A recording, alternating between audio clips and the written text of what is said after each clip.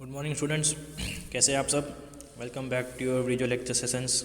हम वापस से पढ़ाई स्टार्ट कर रहे हैं एक लंबे से वैकेशन के बाद। होप आप सब अभी भी पढ़ने के मूड में है, अगर नहीं है तो आ जाइए। हम आज कंटिन्यू कर रहे हैं चैप्टर 5 जो कि हमारा सिलेबस में था फर्स्ट टर्म का। आप सब ने पढ़ा भी था जहाँ तक हमने चैप्टर ख़त्म किया था। अब आगे का जो टॉपिक बाकी है वो ख़त्म कर लेते हैं, इसलिए के बाद हमारा चैप्टर ख़त्म हो जाएगा। आप सबका रिज़ल्ट भी बहुत जल्द आने वाला है। सब लोगों ने अच्छी मेहनत की थी, मार्क्स भी अच्छे आए हैं। होप यही आप फॉर्म कंटिन्यू करें, जब स्कूल खुले तब भी, सिर्फ घर पर ही नहीं। तब पता चलेगा असल में कि कितने बच्चे पढ़ रहे हैं और नहीं पढ़ रहे, राइट। तो स्टार्ट करते हैं हमारा 5th चैप्टर। सिंथेटिक मटेरियल्स का आखिरी टॉपिक है, important properties of synthetic materials. हम जो मटेरियल अभी तक पढ़ रहे थे, plastic, PVC, synthetic materials, nylon, rayon, रबड़, प्लास्टिक, ये सारी चीज़ें हमने पढ़ ली थी अभी तक। उनकी टेंसाइल्स, उनकी प्रॉपर्टीज़ देख ली थी, वो कहाँ कहाँ काम आते हैं, कैसे बनते हैं, नेचुरल फाइबर्स के बदले हम कैसे यूज़ कर सकते हैं, वो सब हमने देख लिया था। अब उनकी प्रॉपर्टीज़ पे भी थोड़ा सा ध्यान दे देते हैं कि क्यों हम उन्हें हर जगह यूज़ करते हैं या फिर कहीं जगह पर यूज़ नहीं करते हैं, राइट। तो some important properties synthetic materials. पहला है हमारा टेंसाइल स्ट्रेंथ, राइट। तो टेंसाइल स्ट्रेंथ क्या होता है, तो उसकी जो पिंक कलर में लाइन है उसकी डेफिनेशन है, the pulling stress required to break a material is called is tensile strength. किसी भी चीज़ को आपको अगर तोड़ना है तो उसके लिए आप जो फोर्स लगाते हो, उसे तोड़ने के लिए उसे जो खींचते हो ना, वो जितना आप ज़्यादा लगाओगे मतलब उसका उतना टेंसाइल स्ट्रेंथ ज़्यादा है, राइट। आपको एक कॉटन का थ्रेड तोड़ना है, कॉटन का धागा, तो आप आसानी से तोड़ लोगे, टच करोगे हाथ में से टूट जाएगा। लेकिन अगर वहीं पे अगर नायलॉन का तोड़ना है तो आपको थोड़ा टाइम लगेगा, राइट। तो ये उसकी क्या हो गई, डिफरेंस इन टेंसाइल स्ट्रेंथ। पढ़ लेते हैं क्या होता है, यहाँ से पढ़ रहा हूँ। The greater the tensile strength of a fiber, the greater is the load of its yarn can bear. In respect to fibers, tensile strength is expressed in G per tex, where tex is the mass in grams of 1000 meter of the fiber of its yarn. The tensile strength of different fibers can be compared in the following way. अब क्या करना है, आपको एक activity दी हुई है, आपको अलग अलग धागों या अलग अलग फाइबर्स का टेंसाइल स्ट्रेंथ अगर आपको डिसाइड करना है तो क्या कर सकते हैं आप ऐसे एक दीवार पे एक हुक लगा सकते हैं, उसमें से आपको जिस फाइबर का टेंसाइल स्ट्रेंथ डिसाइड करना है वो आप यहाँ पर हैंग कर देंगे और नीचे एक वेइंग मशीन लगा, वेइंग के लिए एक पेन रख देंगे।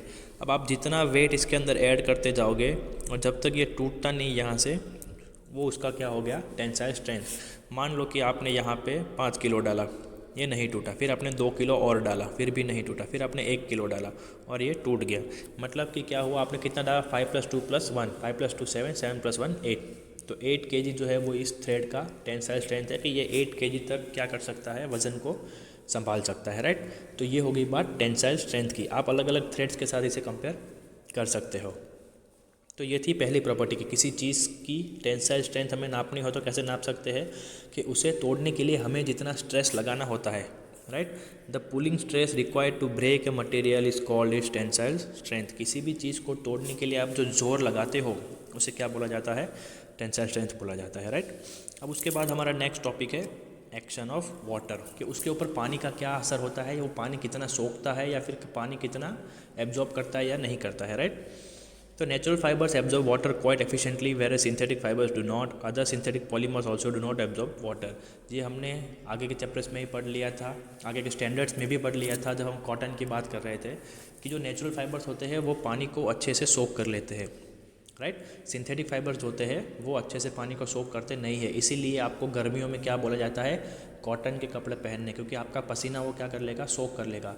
अगर सिंथेटिक कपड़े आपने पहने हैं तो वो पानी, आपको जो पसीना है वो आपकी बॉडी पर ही रहेगा और आपको क्या हो सकता है, स्किन डिजीज़ हो सकती है, राइट।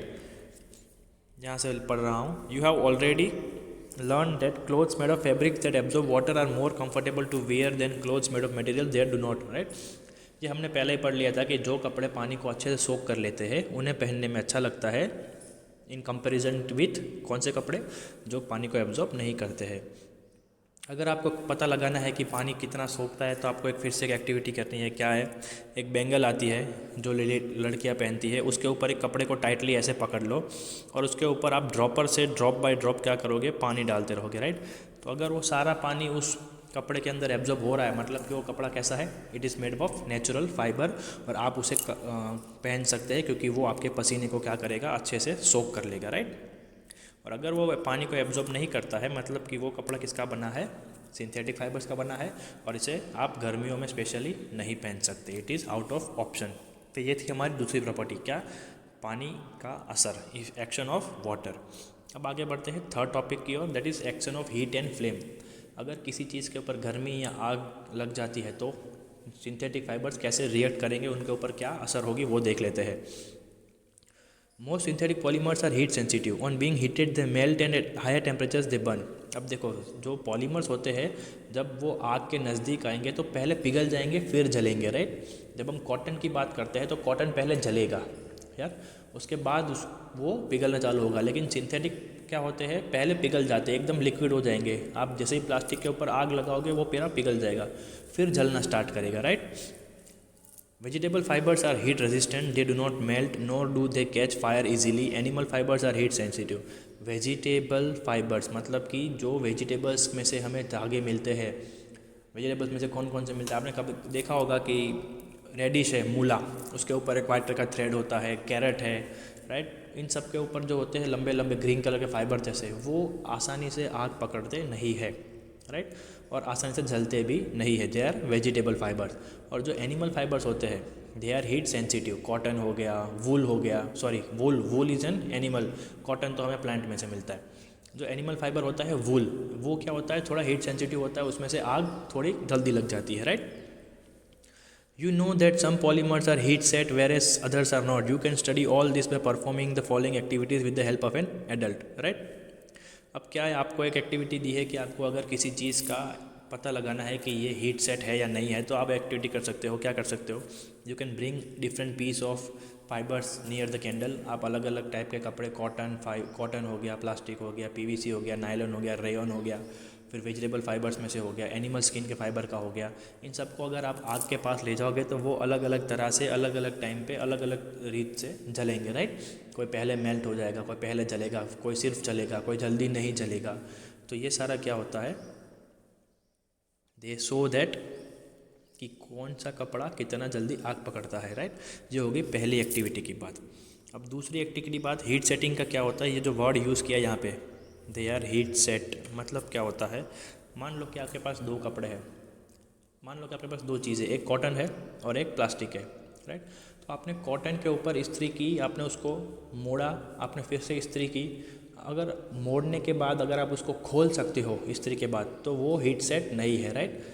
कोई भी छोटा सा कपड़ा ले लो आप कॉटन का, उसके ऊपर आप इस्त्री कर दो, उसको एक बार मोड़ो, वापस से दूसरी बार मोड़ो, फोल्ड करना, ठीक है, और उसके ऊपर इस्त्री करते जाओ। अगर आप उसको वापस से खोल सकते हो मोड़ा हुआ, तो that is, it is not heat set. अब आप यही चीज़ प्लास्टिक के साथ करो, क्या होगा, प्लास्टिक को आपने रखा, इस्त्री किया, अब जब आप उसको मोड़ोगे, 2 फोल्ड करोगे और फिर उसके ऊपर इस्त्री लगाओगे, तो वापस से 1 फोल्ड में होगा नहीं, it won't come back to its original position, वो वहीं पर चिपक जाएगा, फ्लैट हो जाएगा। मतलब क्या हुआ इसका, प्लास्टिक जो होता है, वो सिंथेटिक फाइबर जो होता है, वो क्या होता है, हीट सेट होता है।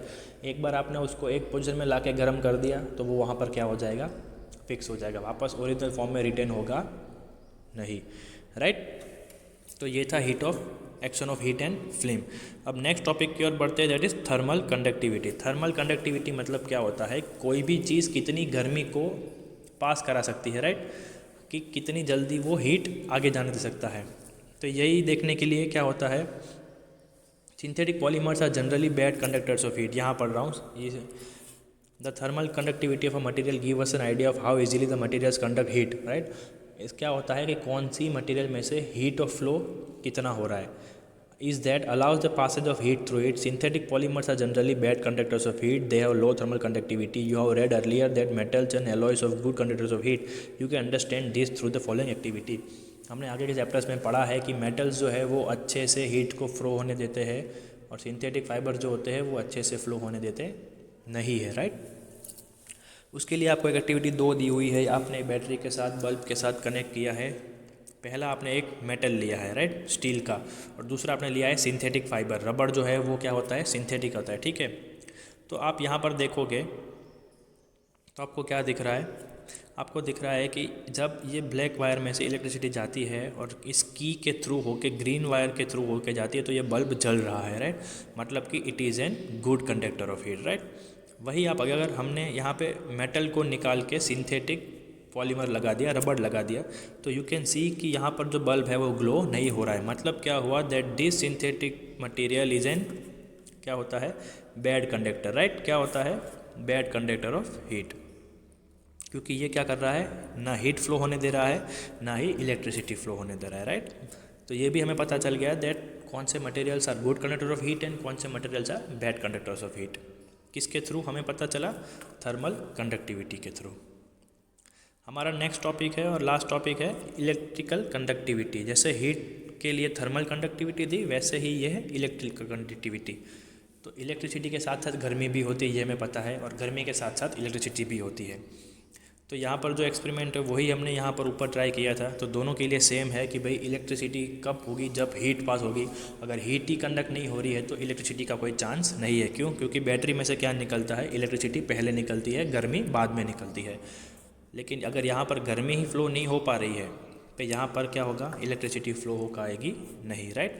तो यही सेम कंक्लूजन हम यहाँ पे लगा सकते हैं कि मेटल्स जो होते हैं वो they are good conductors of heat, और सिंथेटिक पॉलीमर्स जो होते हैं वो they are bad conductors of heat, right. अब हीट कंडक्टिविटी का एक और एग्जांपल है। क्या होता है, एक गर्म पानी का पैन ले लीजिए, उसमें पानी उबालना शुरू कर दीजिए। एक हाथ में प्लास्टिक की चम्मच रखिए और दूसरे हाथ में मेटल्स की स्केल रखिए, राइट, जो स्टील की स्केल आती है वो रखिए।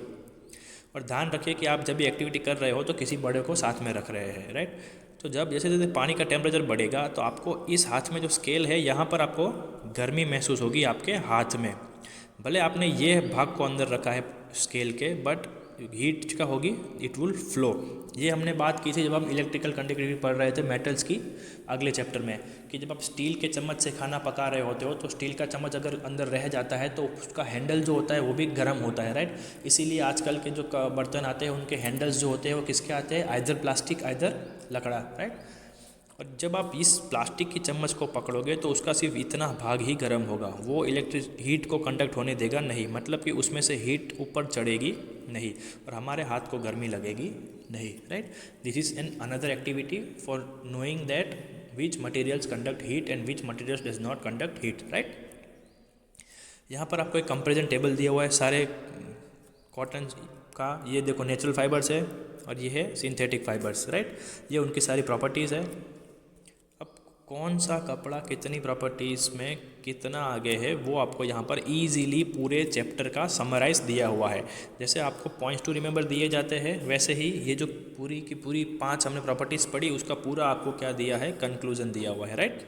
जिसको आप एक बार पढ़ेंगे तो you would have an idea कि नेचुरल फाइबर्स कितने अच्छे कौन सी जगह पर है और कितने बुरे हैं कहाँ पर, और सिंथेटिक फाइबर्स कहाँ पर अच्छे हैं और कहाँ पर बुरे हैं, और उनका यूज़ कहाँ का हो रहा है, राइट। इसी के साथ आपका चैप्टर यहाँ पर ख़त्म होता है। मैं आपको होमवर्क के क्वेश्चंस ग्रुप में डायरेक्टली टाइप करके भेज दूंगा। आपके पास पीडीएफ पहले से ही है, अगर नहीं है तो लेट मी नो, मैं आपको वापस से सेंड कर दूंगा। आपको व्हाट्सएप में का मैसेज आ गया होगा ग्रुप में। अब आपको हर हफ्ते होमवर्क करके स्कूल में आके बताना होगा, which we will be telling you, right. तो आप लोग अब होमवर्क से छूट नहीं पाओगे, पेरेंट्स के साथ आना है। तो मेक श्योर कि आपका अब तक का सारा होमवर्क ख़त्म है, you are very much aware about this thing. आप टू द पॉइंट रहिएगा, be ready with your homeworks, ख़त्म कर दीजिए सब कुछ, तो आपके लिए अच्छा रहेगा। क्योंकि अब आपका नया साल स्टार्ट हो गया है, हाफ ईयर ख़त्म हो गया है, अब आपका चैप्टर्स भी आगे बढ़ेंगे, राइट। तो पढ़ते रहिए, घर पे रहिए, काम ना हो तब तक बाहर ना निकलिए। कुछ पता ना चले तो you have my number science में, you can ask me any time you want, message कर दीजिए आप। लेकिन पढ़ाई को चालू रखिए, राइट। मिलते हैं अगले वीडियो में, तब तक टेक केयर, गुड बाय।